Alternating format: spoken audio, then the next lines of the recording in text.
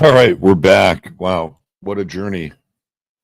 What a journey into darkness that was. So essentially, my computer just died. And then I guess I was away long enough, and StreamYard said, fuck you. You're not doing the show, so we're gonna boot you out of the stream. And but we're back now and better than ever.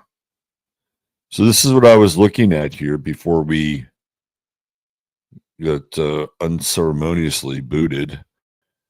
This is the map of the United States right here, weather-wise, and you could just see the cold, the absolute cold, reaching all the way down here into the southern region.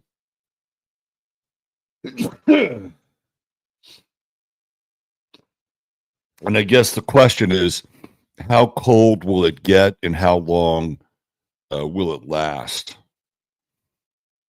You get up here, you're up in the, look at this, minus 13, minus 22, minus 2, minus 10, minus 3, 7. So basically, Mason did, well, it's about the 33rd parallel here. You're about at 15 degrees until you get into the western region.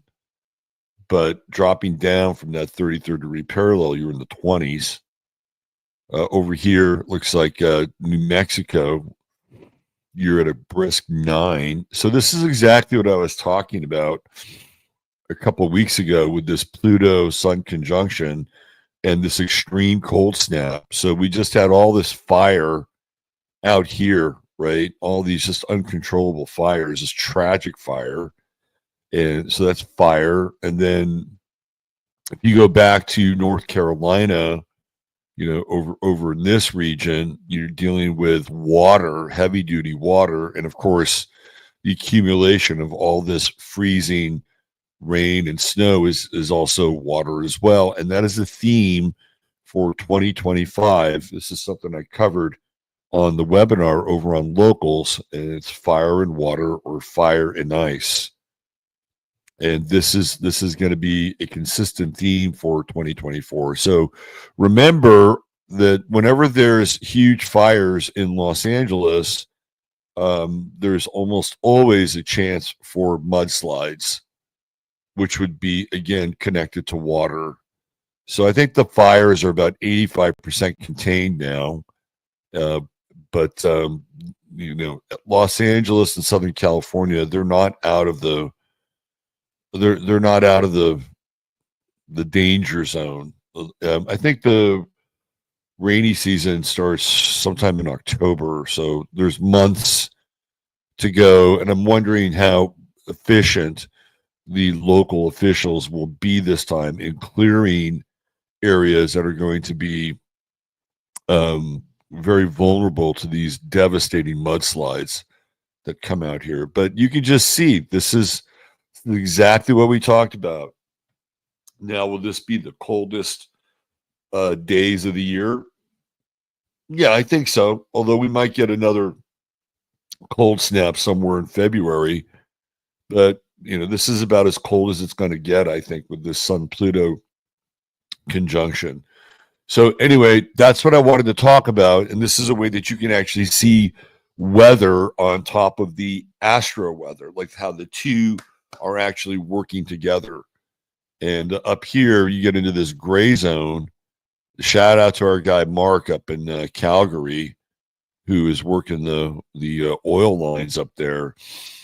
And looks like he's around about 5. Yeah, about 5 degrees. So, you know, this, I mean, what is this kind of lifestyle breed? You know, look at this shit. Look at this. You're in the minus. Like, you're in the minus degrees up here. Oh my God. And not only minus, deep minus. What is this? What do we have here? This is I believe that's Michigan, right? So that would be Illinois, Michigan. Am I right there? Or is that Ohio? I think that's Michigan. Look at this. This is right in kind of the center of Michigan, and you're at minus 22. Wow. These are just epic temperatures. Absolutely epic temperatures. Anyway, welcome back to the show, and let's get right into the astro weather versus the meteorological weather. I don't know if you guys, well, I'd say most of you have experienced the shows of the last couple days, right? We had Sunday night 3-hour extravaganza, David, Evan, Mario, and one of the things that came out of this is let me see if I can find this. One of the things that came out of that show was, let me just see if I can find right here.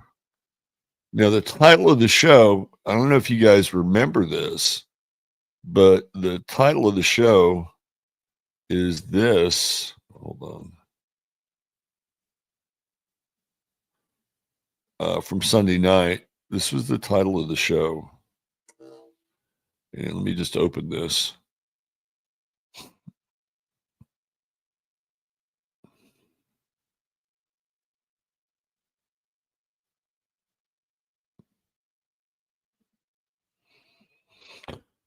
All right, so let's do this.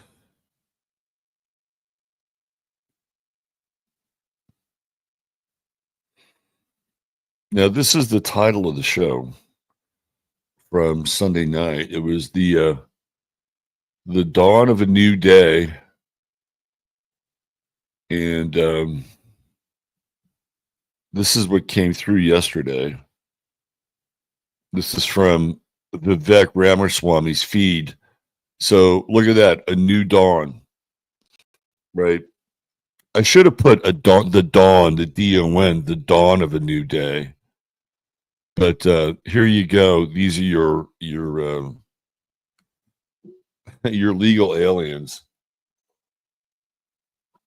Well, I think Ramaswamy was born here. Elon Musk looked like he was high as fuck yesterday. I don't know if you guys caught it, but he was rolling, man. He was rolling on something. He was totally rolling on something. And then he did his Nazi Roman Volt sign, and it was like, wow. Here you go. It's definitely the dawn of a new day. Okay, so let's get into the weather, and thanks for your patience. We'll dispense with the meet and greets for now because I'm behind. So everybody that's here, thank you for being here and welcome to the show. All right, let's start off with the Sun-Pluto conjunction. Now, remember on yesterday during the inauguration, the Pluto was just slightly ahead of the sun. And this is something that I talked about on Sunday night, that the forces of change, i.e. Pluto, which is transpersonal and archetypal, are ahead of the sun. So we are headed into a territory, at least here in this country. And look, whatever Trump does here is going to have a major domino effect in other places. Today, over on 15 minutes, which is scheduled to be 40 minutes from now, I'm going to get into the inauguration speech, and I'm going to cover his promises, and then I have a list of all the executive orders that he's actually signed off on. So we're going to get a very rapid response early on from this Trump administration. And if you look at the sun now in front of Pluto, it's like now we have action, now we have activity, now we have the chariot and the charioteer. So the charioteer is driving the chariot now, right? The sun is the charioteer. Before, Pluto is this kind of inexorable force driving the charioteer forward.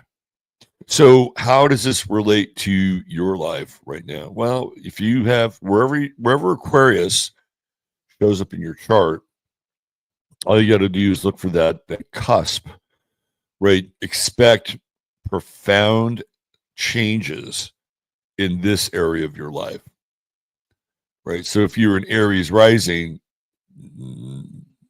big stuff, deep stuff, powerful stuff. It would be, you would have to be somewhere after the 0 point, obviously.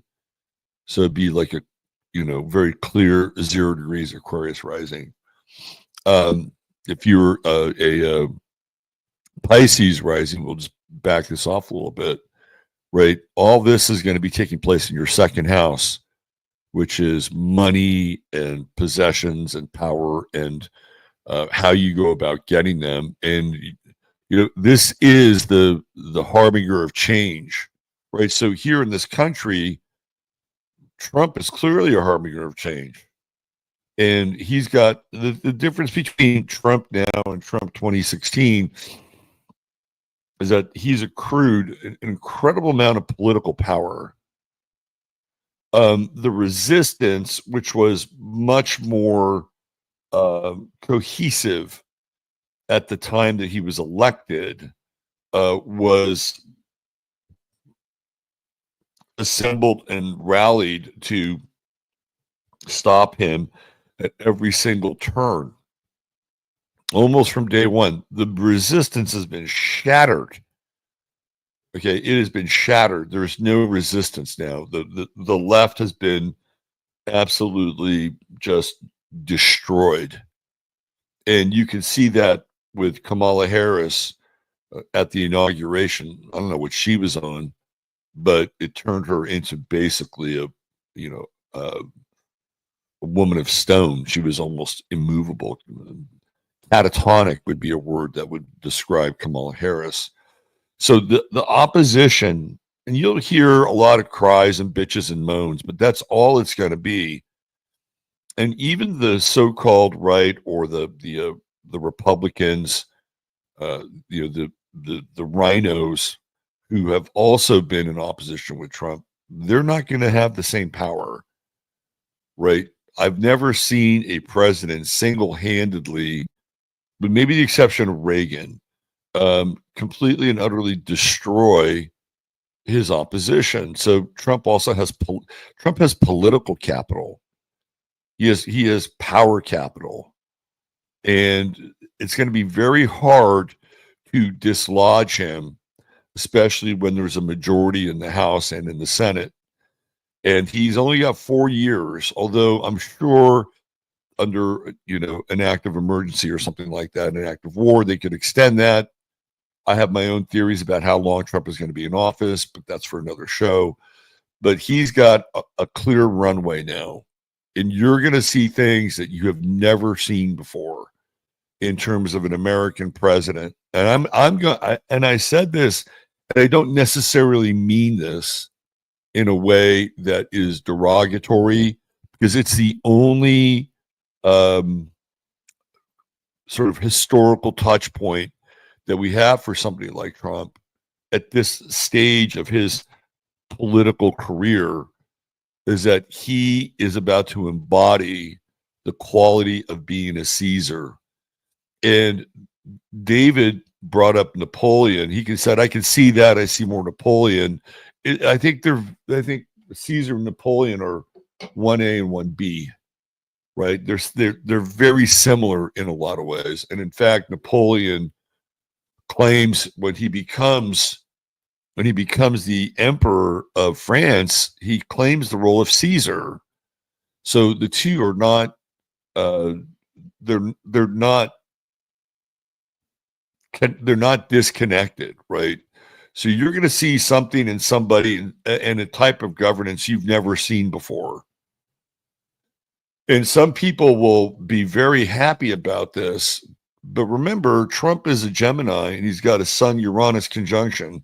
And he'll always do something that will be on this side of the ledger sheet good, and then somewhere over here, it won't be good. It's just the nature of who he is. It's almost like we'll give over here, and then we'll take over here. We'll give here, we'll take over here. Right? But bringing it back to you and your chart, like, wherever Pluto lines up, wherever the sun lines up, that is where you're going to have a major amount of change. And think of it as not just short-term change. Pluto transits, in this case, is 15 years. So you're dealing, think of the sun as like this massive accelerator, this massive furnace that is heating up this cauldron of transformation. So whatever house this shows up in, you are going to go through profound change. And sometimes it will not be easy. It will not be fun because you're going to have to let go of things in that area that you have outgrown. Now, the good news is that the sun, even though here in the north, it's probably at one of its coldest points, does bring the promise of new life with it. So it's not like you're just going through this Plutonian, process of deep transformation and, oh my God, everything's ending and coming to an end. And, what am I going to do and how am I going to survive? And, Pluto really is the harbinger of death. I mean, let's just, be honest here. It's the harbinger of death. So wherever it shows up in your chart, yeah, you're going to go through a death. But with the sun, there is also, because Pluto is not always, Pluto doesn't always promise rebirth. It's like, it's not a given with Pluto. But with the sun here, there is this sense of rebirth. There is this sense that something new emerges from this deep and profound letting go of whatever it is that is taking place in that part of your chart. And we can go through every single house, and I could give you an example. But this is, if you're interested in astrology, you want to know astrology, go find where Aquarius is in your chart and line it up and see where that's going to take place. And don't be afraid of it, right? Because something more vital emerges as you begin to let go. And really, I think you also have to be an active agent of transformation with this Sun Pluto. Like, you could let it happen, but if you dig in and say, look, this is old, I've got to weed this out. I got to get rid of this. I've got to stop carrying around this corpse. And if I can just, gracefully place it somewhere, I won't have to carry it around all the time. And so simply by removing something, like, you'll get lighter as a result of that. So just find out where Aquarius is and make sure that those planets are lining up in that house, or at the very least within a 5-degree orb of that house. And you can read it this is a significant planetary alignment. Let's talk about Saturn, Venus, right? So Venus has moved past Saturn. And before, we were dealing with the nature of commitment and the bonds that are connected to that commitment, right? This is almost like duty bound. Saturn in front of Venus is duty bound. Here now, Venus is out in front, and this is the potential for new commitments, new bonds. Venus is reaching out, right? Venus is the one that's extending the connection, whatever that connection is, and then Saturn makes it committed. Saturn makes it a real and fungible thing, right? So there's a difference between Saturn in front and Venus in front. Now Venus is in front, and Venus is the new bond. It's connecting with the new bond, and Saturn is cementing the new bond.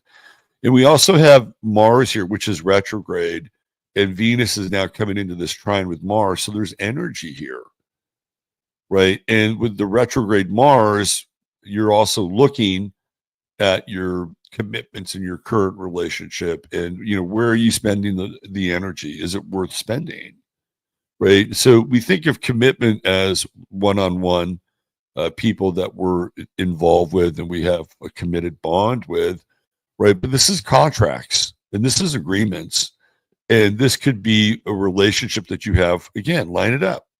Where's it taking place in your chart?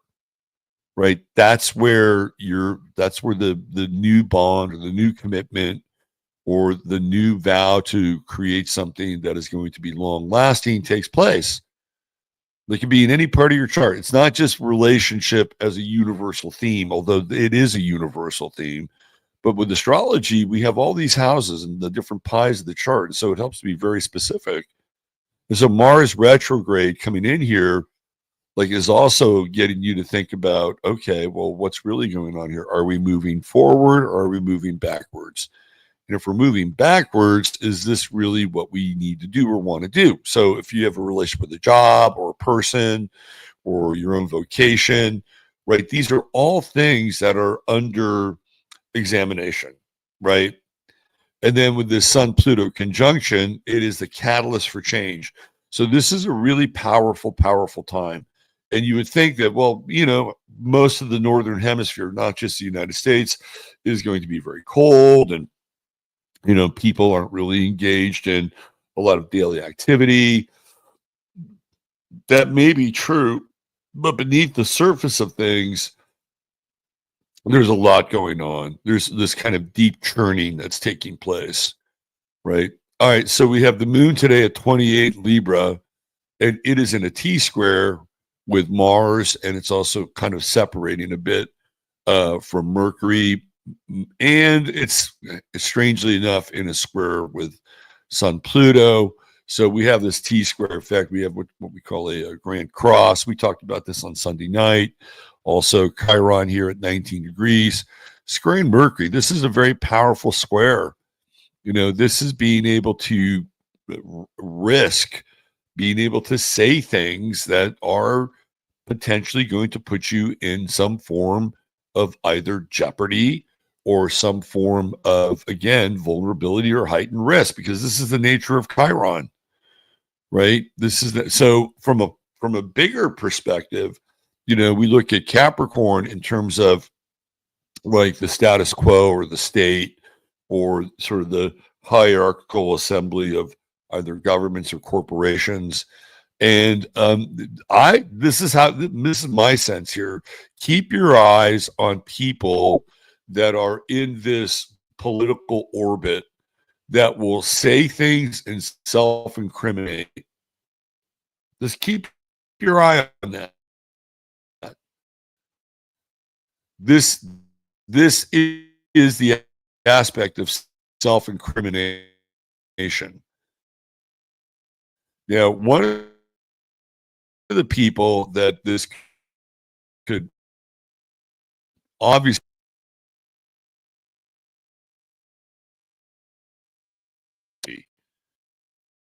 Tony Fauci is a Capricorn. He's born 2 degrees Capricorn.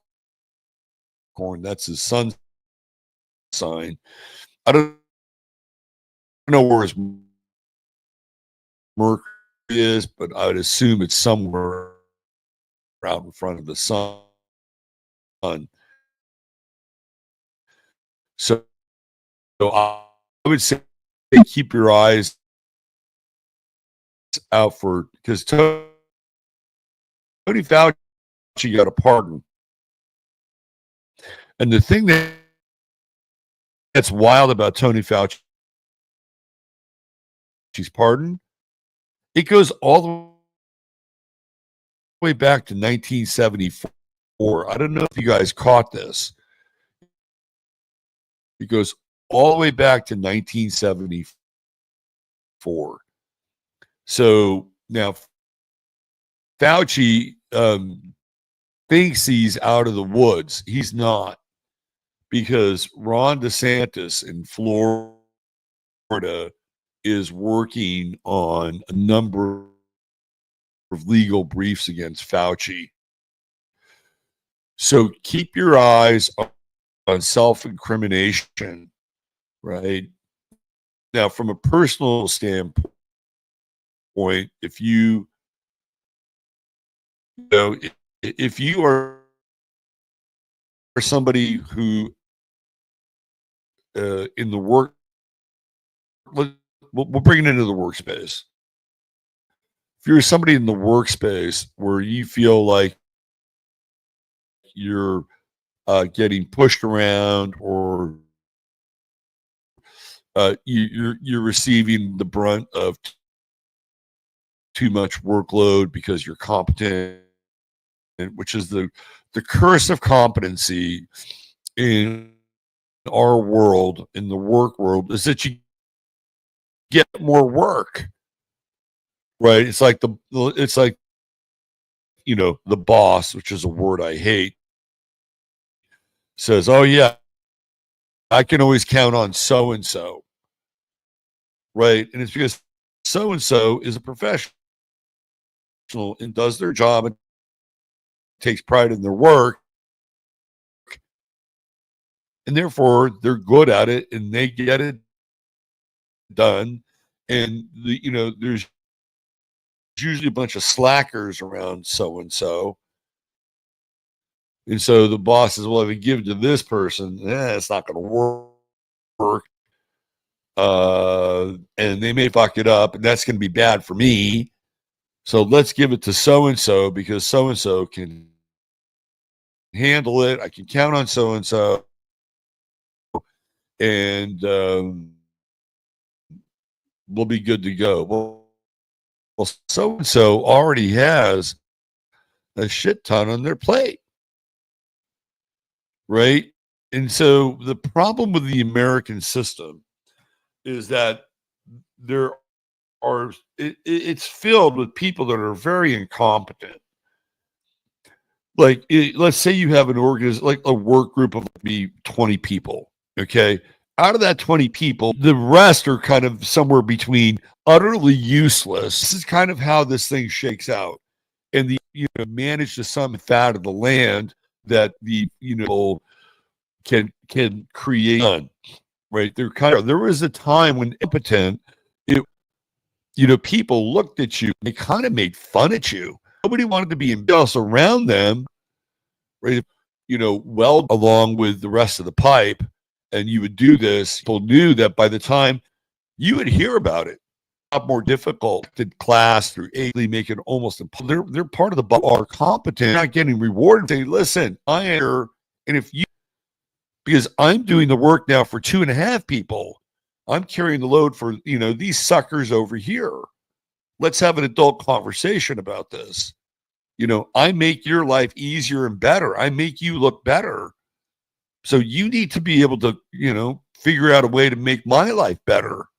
This is a very honest conversation, right? And Pallas conjunct Mercury is that you get to see the pattern. It's like, oh, all of a sudden, how did I get this? How did I get this work order? Like I'm already doing two. Oh, I know why. So-and-so is out again.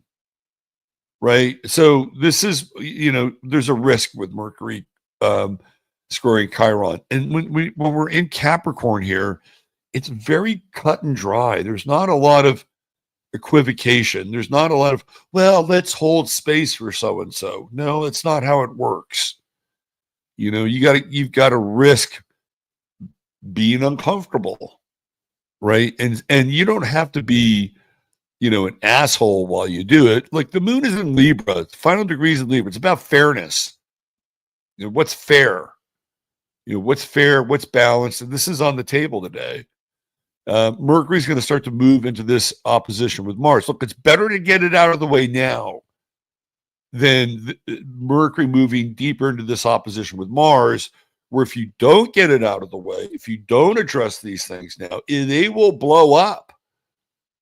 And this Mars retrograde in Cancer is, you hold on to it, you hold on to it. I'm not going to do it, right? It's retrograde. I'm going to hold it in, and all of a sudden, kabooey, right? You got to fucking Krakatoa, and you're blowing your cool, and nobody wants to really blow their cool unless you're blowing your cool, and it's going to work out for you, right? If you're going to get into some form of righteous indignation, then it's worthwhile. All right. Let's get into Masaki is telling me that Bitcoin is going to hit 240,000 this year. I believe it. I look, that was part of the Sunday night show when I was talking about that with with David and Evan and Mario. It's like they are going to go all in on the crypto world. Without a doubt, all in on the crypto world. That is going to be your new, like some of the stuff I was talking about Trump addressed. Like, get ready to get rid of the IRS. The IRS is going to go away.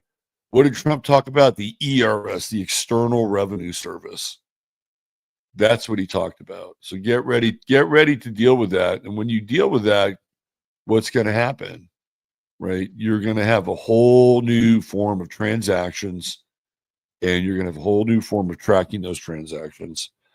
Income tax is ultimately going to go away. The IRS is going to go away.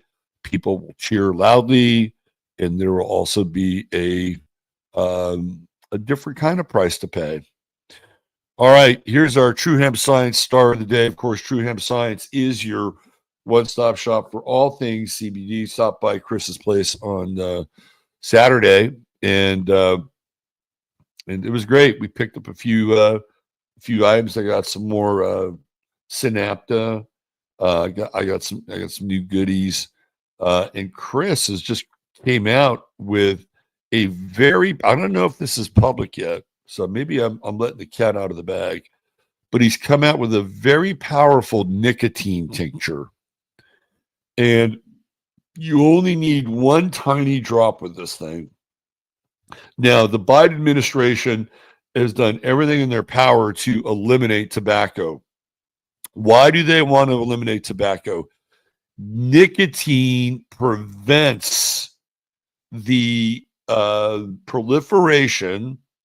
Now, we're getting way out there, the proliferation of nanotechnology and whatever kind of ill effect from the jabs that you're going to get. I'm not supposed to say anything. Oh, well, it's not available yet. It's still in, I'm sorry, it's still in the production phase. But keep your eyes on it. I'm just telling you, though, when it gets here, it'll be great. So my bad. But keep that in mind. Like, nicotine's your friend.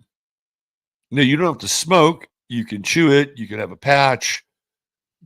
Like, they've demonized nicotine for a reason. All right, so we're getting off the nicotine. Let's get back to the regular products. Solara, Synapta, the gummies. It's all great. It's all great stuff.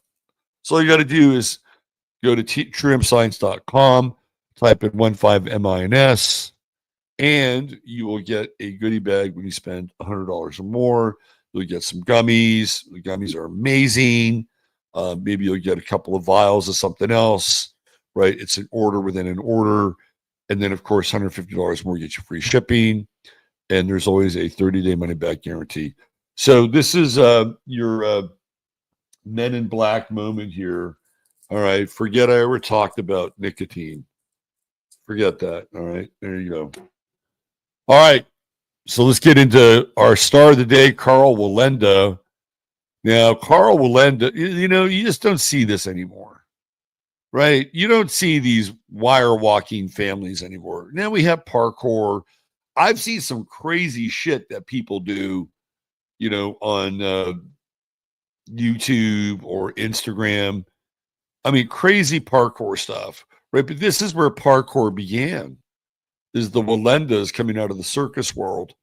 And of course, Karl Wallenda, he dies, right? He dies on the job. He's crossing the Sears Tower. I remember as a kid, it shows up on the news today.